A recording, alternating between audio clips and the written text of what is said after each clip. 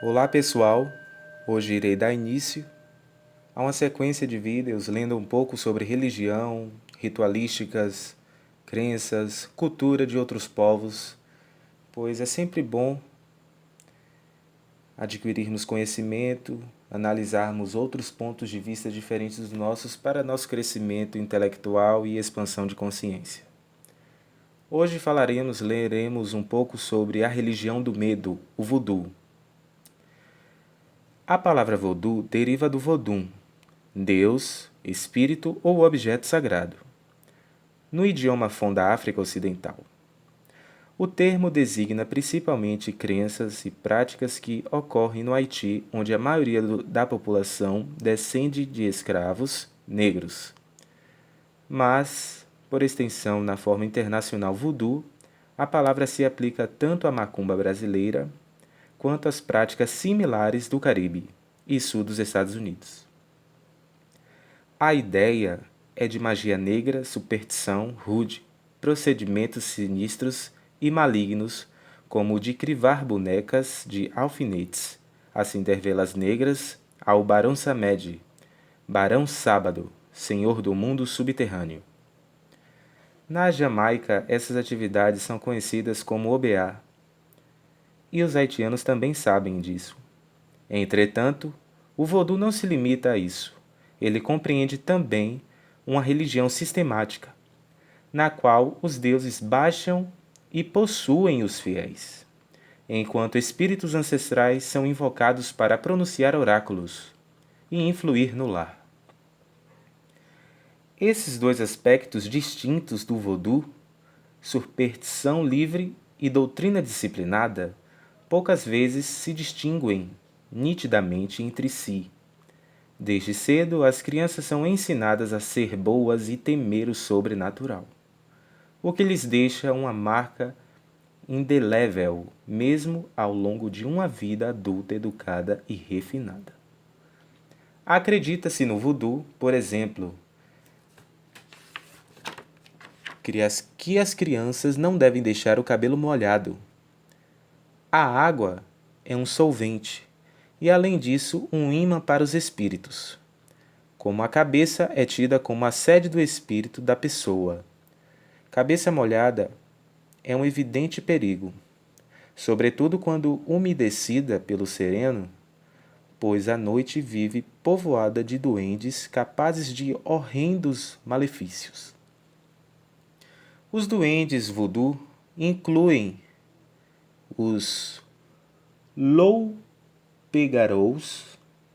bruxas que se infiltram pelo sapé das cabanas para sugar sangue das crianças e, às vezes, rodopiam pela noite com faíscas e sibilos como fogos de artifício. Os riscos do meio-dia. Mas também é o meio-dia traz alguns riscos. É a hora em que as pessoas não projetam sombras. Verdadeiro eclipse da alma, uma oportunidade para os espíritos que andam buscando residência. As crianças são proibidas de brincar com suas sombras à luz das velas, por causa do perigo de emaranhar e misturar as almas. O Toton Macoute não é apenas o nome de um agente da polícia política do Haiti. Na significação mais antiga, a expressão designava o mago andarilho, sempre com sua mochila carregada de plantas e misteriosos instrumentos de magia, como velas pretas e pedaços secos de gato selvagem. Crianças mal comportadas ouvem da mãe a ameaça de serem levadas pelo Totô Macoute, que nesse aspecto corresponde ao bicho-papão brasileiro. Foi por analogia que o nome passou a indicar os agentes que fazem desaparecer os inimigos do regime haitiano. Nesse contexto, o obeah é, ao mesmo tempo, um recurso de defesa contra essas forças ocultas e também um meio de empregá-las para certos fins. Os curandeiros recorrem a seus remédios que têm propriedades farmacológicas ou mágicas, quando não ambas. Suponhamos que uma criança sofra o ataque de um loup-garou. O paciente se mostra pálido, fadigado, assustado, às vezes sujeito a convulsões. A ansiedade da mãe piora a condição da criança. O curandeiro, que pode ser um totom macoute, um bokor feiticeiro ou Ogan, sacerdote de voodoo, começa o tratamento matando com 2 pedras um pássaro qualquer. Isso lhe dá informação a respeito do bruxo causador do encantamento. Em geral, um parente ou um desafeto vizinho. Seguem-se ritos mágicos de anulação do feitiço e sua devolução ao agente causador. Em todo caso, o curandeiro não deixa de prescrever também uma dose de óleo de rícino, porque parasitas intestinais são uma causa possível de convulsões infantis. A criança sara, a mãe fica aliviada, o bruxo confessa e a atmosfera do medo se dissipa. Como amarrar um namorado? A alma é o grande anjo bom, ou gros bon ange, que se manifesta no hálito e na sombra de cada um. Ele coexiste com o pequeno anjo bom ou tibon ange, que se associa à penumbra, ao espírito e à consciência. Às vezes é também chamado de zumbi. Esses 2 elementos habitam o corpus cadavere, o corpo mortal, mas é o grosboange que estabelece contato entre os 2 outros componentes do trio. A comunicação é literalmente precária, pois o elemento intermediário, como a alma em outras religiões, é facilmente afetada por emoções como ressentimento, inveja, ira e luxúria. Além de tudo isso, o grosboange é vulnerável a todos os imprevistos do cotidiano, sem falar naturalmente na magia. Por exemplo, uma jovem poderá fisgar um homem que lhe interessa, incluindo num prato servido a ele uma fatia de toucinho que ele haja usado no sapato durante 3 dias seguidos. Aparas de unhas e cabelos também servem, assim como o próprio sangue menstrual. Por outro lado, pó de carne seca, de colibre, é tido como um recurso eficaz para livrar-se de um cortejador importuno. Também aqui, como em qualquer outro problema da condição humana, se pode recorrer a uma infinita variedade de ervas. Livrar-se de um inimigo? Misturas de diversos pós de plantas com pó de ossos humanos e terra de cemitério. A morte do ditador haitiano Duvalier é explicada por muitos como ligada à exumação dos ossos de seu pai, pois em mãos experimentadas o material serve à sofisticada magia negra. Com a crença do voodoo disseminada por toda a nação, paira sobre a população haitiana uma latente ansiedade, mas o uso da mágica é parcialmente limitado por 2 perigos, o do medo, do tiro pela culatra. Pessoal, à direita aqui nós temos essa imagem que vocês podem ver, que é no Haiti. Superstição e magia estão intimamente ligadas a uma religião sistematizada, onde espíritos ancestrais são evocados na cerimônia. Mas voltando, o uso da mágica é parcialmente limitado por 2 perigos, o do medo e o do tiro pela culatra, e o problema dos custos de vários tipos. A magia exercida sem habilidade, ou a que é devolvida por algum mago poderoso, pode voltar-se contra o agente.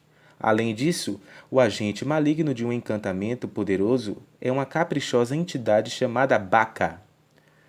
Para cumprir sua missão, o Baka pode exigir do seu mandante a vida de um de seus parentes cada ano, sob pena de rebelar-se e devorar o amo. O mal, sangue e a paranoia. Paranoia é uma forma de insanidade sob a forma de ilusões de grandeza, orgulho e perseguição. Os haitianos dizem que, num certo nível, é apenas mau sangue, malvais sangue. Esse mau sangue pode chegar a um limite extremo. É o nível em que o paciente fica possuído. A cura. O feiticeiro o trata com lavagem de cabeça em água na qual há 7 ou 21 bolhas de plantas diferentes bem picadas. Se não der certo, o paciente pode ter visões e vira curandeiro e oráculo, dando conselhos, fazendo feitiços. Esse problema pode ser causado por coisas triviais. Aceitar um cigarro ou um café de pessoa de quem se desconfia é um exemplo. O paciente possuído, para iniciar-se no voodoo, tem que obedecer a um ritual complicado e especial. Sua situação pode ser consequência de pragas dos pais falecidos. Por isso, seu dever é retirar as almas das águas da penitência para instalá-las no altar da família. Freud notou semelhança entre isso e o pacto com o diabo usado na Europa. Na iniciação de sacerdotes, o noviço deve permanecer de pé, com as costas apoiadas no pilar central do templo, pois é por esse esteio que os Loa devem descer quando invocados. O poste é consagrado a Legiba, guardião da passagem entre este mundo e o outro. Legiba, às vezes, é chamado de Legiba Grande Bois Shemi, Legiba do caminho da grande árvore. Essa árvore é também uma alusão à coluna vertebral. Mas, para que o Loa desça pela árvore, é preciso que o Gros Bon Ange, guardião da coluna, seja removido da passagem. Em termos rituais, o Gros Bon Ange ocupa a nuca e é fisiologicamente representado por grande número de reflexos posturais que afetam os olhos, o pescoço, a coluna e os batimentos cardíacos. Ao serem subvertidos esses reflexos, o que se obtém por sugestão, teatralidade, ritmo, dança e fortes emoções. A dissociação leva o corpo a tombar como uma árvore, mas depois de um treinamento, as energias latentes representadas pelo Loa podem assumir o lugar deixado vago pelos Gros Bon Ange e o corpo é mantido ereto junto ao pilar central consagrado do Aulejibá. Isto é, uma possessão por parte dos Loa que, embora vivam na água, são ferozes por natureza. Para testar-se a capacidade de um noviço controlar esse influxo de energia, sem enlouquecer, ele deve empunhar uma pelota de massa fervente e ter seus membros lavados pelo fogo. Violência e erotismo dos voodoo. O termo once, cônjuge, tem significação própria. No Haiti, a deficiência da organização social começa na família. As mulheres sonham com um casamento formal, mas geralmente não conseguem outra condição senão a de esposa natural ou placeé. Nos casamentos regulares, a noiva é recebida no lar do marido por um grupo de moças que entoam um cântico contra o plácage e contra o voodoo com o refrão Pas placé, Pas placé. À esquerda aqui, pessoal,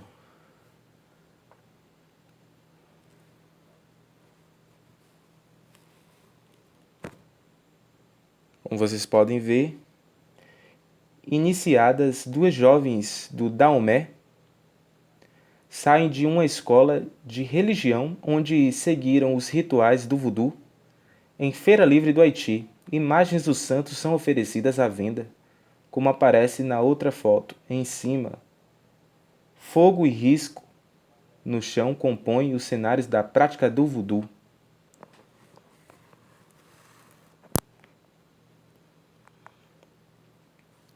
Continuando. Algumas mulheres nem sequer se tornam placiers, mas geoneses, amantes ou mesmo bolsins, prostitutas. Elas recorrem, muitas vezes, ao voodoo para preservar o interesse amoroso de alguém, para obter aborto ou mesmo para garantir uma clientela sexual. Elas, assim como os homens mulherengos, justificam sua conduta através do Loa. É o Loa quem as faz ser assim, que as impede de casar ou de manter um par por mais de uma semana. Muitas são acometidas de sonhos eróticos tendo o Loa como parceiro. A satisfação fisiológica e psicológica obtida nesses sonhos é tão profunda que a pessoa fica desinteressada por sexo durante vários dias. Curiosamente, muitas mulheres sonham com experiências sexuais em que o parceiro é Erzuli, a deusa do amor, em forma masculina. Não causa surpresa, portanto, que haja muita condescendência em relação ao amor homossexual, principalmente o lesbianismo. A sexualidade do Loa produz um tipo especial de possessão. Em danças comuns, quando se conjugam condições especiais de clima, ritmo e ambiente, não é raro que um homem sucumba aos apelos eróticos de sua parceira e acabe tombando no chão, numa dissociação orgástica. O tratamento apropriado para isso, como para visitas noturnas do Loa, é reservar 1 ou 2 noites por semana para isolamento do paciente. O marido ou a esposa, em geral, não protestam, porque sua oposição poderia desencadear uma possessão plena com desastrosos resultados. Mas ainda que isso não ocorra, o Loa pode ser tão insistente em suas atenções que acabam impondo sua exigência do casamento. A cerimônia transcorre no templo voodoo, onde o Loa é invocado para encarnar-se num assistente. O casamento é oficiado. Há trocas de alianças e um documento que formalmente atesta o ato. Esses casamentos nem sempre interrompem o comportamento lascivo do cônjuge humano. Na verdade, muitas vezes o estimula, ao lhe conferir justificação religiosa. Os sacerdotes sabidamente empregam muitas vezes a mágica sexual em proveito próprio. Na realidade, porém, muitas vezes o sacerdote usa sua posição para ter relações com mulheres de sua congregação, com pleno consentimento e interesse delas.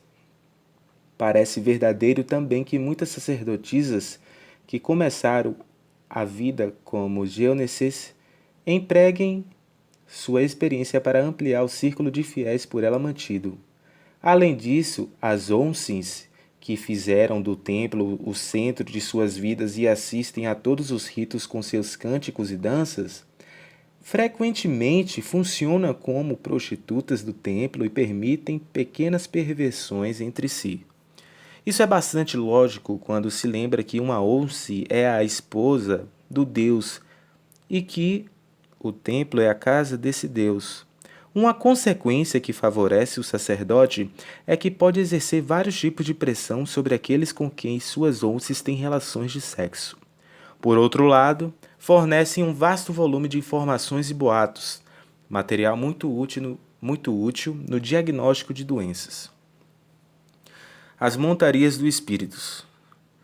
Os Loa de maior participação nesses casamentos sacros são talvez Ogum e Erzuli, mas sublinhando, o tema está Gedé, nome coletivo dos espíritos do cemitério, chefiados por Barão Samed, esse Barão Sábado. É a primeira pessoa a ser enterrada no cemitério de igreja. No caso de se tratar de mulher, seu título correspondente é de Mamã Brigitte. Gedé foi o primeiro espírito a ser tirado das águas da morte por Legiba. Embora possa participar de qualquer cerimônia, a ambição e a astúcia do Gedé não se satisfazem com a prerrogativa de devorar oferendas de outros deuses. Ele predomina no dia de todas as almas, no qual se apossa de grande número de mulheres que ocorrem aos cemitérios para adorá-lo. Elas se vestem de preto e roxo, cantam seriamente canções lascivas, exibem símbolos fálicos e dançam a banda, uma dança sugestiva que combina fascínio sexual com um desprezo manifesto e intencional pelo prazer e pelo amor. Ao se oferecerem como montarias especiais para os guedés, as mulheres demonstram a conexão universal e ajustada entre a morte, a magia e a sexualidade. Um dos deveres do sacerdote é controlar esse poder, o que ele consegue com o assom, um chocalho de cabaça cheio de seixos, ossos de serpente, terra de cemitério e pós mágicos. O chocalho é circuncidado por contas coloridas e vértebras de serpente. Com esse instrumento, o sacerdote pode comandar